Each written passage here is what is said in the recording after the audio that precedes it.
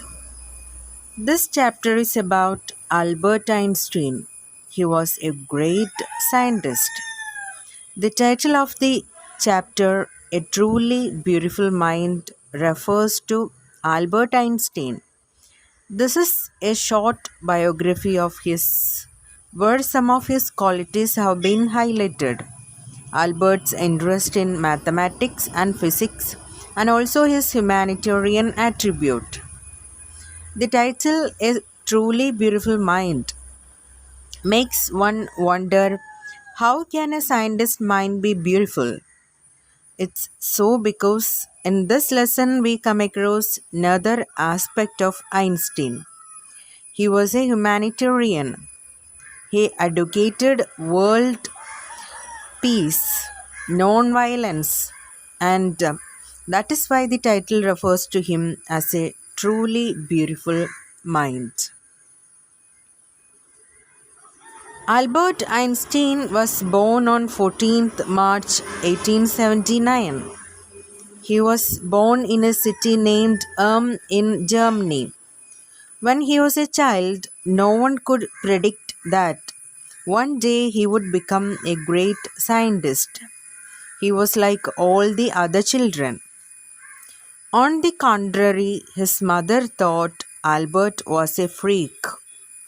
Freak means what? Yeah, a word used disapprovingly to talk about a person who is unusual and doesn't behave, look, or think like others. Albert's mother thought that Albert was a freak because he did not behave, talk, or look like normal people did.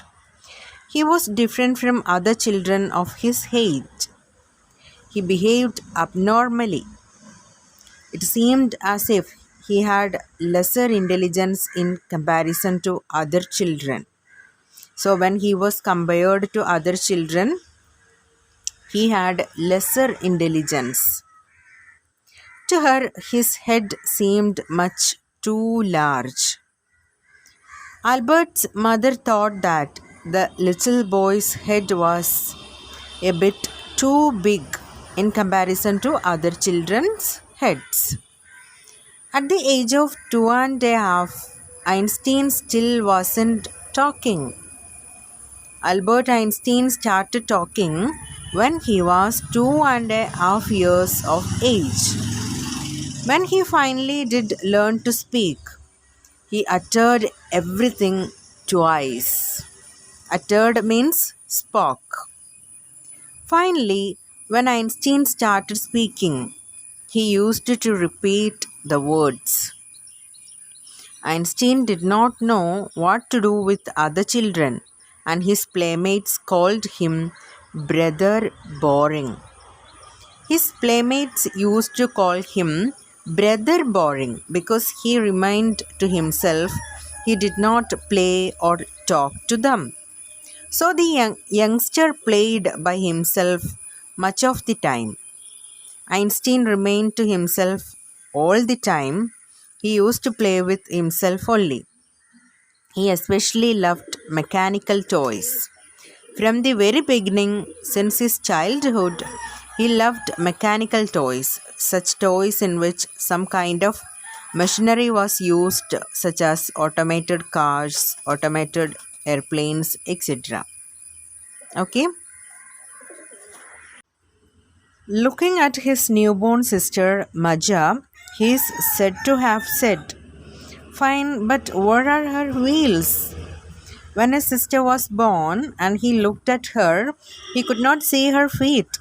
He was wondering where the baby's wheels were. That means the feet of the baby. As Albert Einstein used to play with toys and all the toys had a set of wheels, to him Maja seemed to be a toy too, and so he might have thought that where were her wheels? A headmaster once told his father that what Einstein chose as a profession wouldn't matter because he will never make a success at anything. The headmaster of Einstein's school told Einstein's father that Einstein would never be successful in whatever profession he chose. Einstein began learning to play the violin at the age of 6 because his mother wanted him to. He later became a gifted amateur violinist, maintaining this skill throughout his life. Amateur means doing something for personal enjoyment rather than a profession. Something which is your hobby and you do it as a pastime. That is what amateur. Einstein was a very good violinist. He learned playing the violin at the age of 6 because his mother wanted him to learn to play it. All his life, he was an amateur violinist. He played the violin as a hobby, not as a profession. But Albert Einstein was not a bad people. He went to high school in Munich, where Einstein's family had moved when he was 15 months old and scored good marks in almost every subject. Albert Einstein was a very good student. He went to a school in Munich because his family had moved from to Munich when he was 15 months old and scored good marks in almost every subject. Einstein hated the school's regimentation and often clashed with his teachers. Regimentation means order or discipline taken to an extreme. The school where Einstein went to had a very strict discipline which he disliked. Due to that, he often clashed with his teachers' opinions and opposed them. At the age of 15, Einstein felt so stifled there that he left the school for good. Left the school for good means left school forever. Einstein was so suffocated in that school he could not follow the strict discipline and so he left the school forever. The previous year, Albert's parents had moved to Milan and left their son with relatives. When Albert Einstein left the school 1 year before that, his parents had moved to another city, Milan, which is in Italy. Albert was left behind in Munich with his relatives. After prolonged discussion, Einstein got his wish to continue his education in German speaking Switzerland in a city which was more liberal than Munich. Liberal means willing to understand and respect others' opinions. The school in Munich was very strict. Albert could not follow the discipline over there. He had a long discussion with his family, relatives, and finally his parents agreed to put him in a school in Switzerland, and the language used there for communication was German. Einstein was highly gifted in mathematics and interested in physics. And after finishing school, he decided to study at a university in Zurich. Einstein was good at studies. He was highly gifted in mathematics, so he was exceptionally good in mathematics and he also had an interest in physics. But science wasn't the only thing that appealed to the dashing young man with the walrus mustache. Walrus is a shape of mustache. Science was not the only thing that appealed to Einstein, who was a very handsome young man. Other than science, he had interest in something else.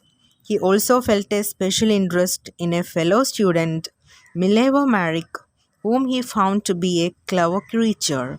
Other than maths and physics, Albert Einstein liked one of his fellow students, and her name was Mileva Marik. He thought that she was a very clever, sharp, and intelligent. This young Serb had come to Switzerland because the university in Zurich was one of the few in Europe where women could get degrees. They met at the University of Zurich. Mileva Maric belonged to Serbia. That is why she is called a Serb. She came from Serbia to Switzerland because the university in Zurich was one of the few universities in Europe which gave degrees to female students. Einstein saw in her an ally against the Philistines, those people in his family and at the university with whom he was constantly at odds. Ally means a friend or an associate. Philistines means a word used disapprovingly to talk about people who do not like art in literature or music. To be at odds means to be in the opposition of someone, to be against someone. Okay, so Einstein felt that Mileva was a friend because she also liked art, literature, or music. Both shared this common interest. In those days, having interest in art, literature, or music was not considered to be good. So, those people who were interested in art, literature, or music used to call their opponents Philistines. Albert Einstein's family and many people in the university were not in favor of this. So, against such people, Albert Einstein and Mileva Marik's unity helped them face the situation.